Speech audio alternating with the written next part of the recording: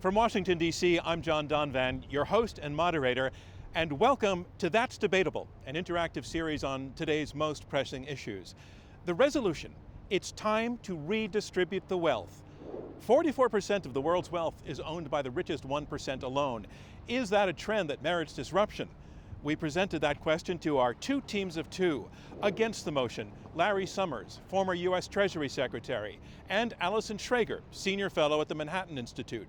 Arguing for the motion, Yanis Varoufakis, former finance minister of Greece, and Robert Reich, former U.S. Secretary of Labor.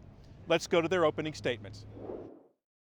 The richer you are, if you're very much at the very, very top, you are paying a lower tax rate. That's not only unfair, but at a time when so many people are so desperate and so many people are struggling so hard, it is unwarranted. It's bad policy.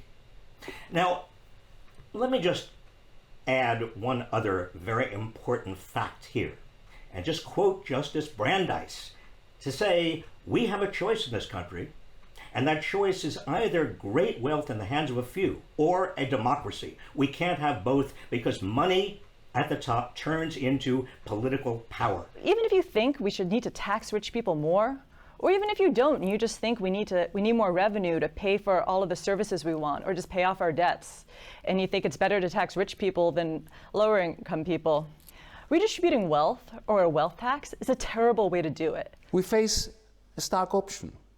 Let the ultra-rich continue to snuff out society's potential by constantly redistributing wealth from the producers to themselves, or alter the direction of distribution from the ultra-rich to society's innovators and maintainers.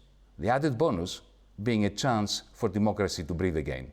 As for how to do this, there are many different tools. The wealth tax is just one.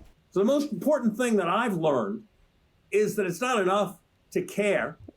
You have to count carefully and rigorously if you want to make the world a better place. And framing the problem in terms of tearing down the most successful people isn't the way to fix those schools. It isn't the way to clean the air. It isn't the way to repair a decaying infrastructure.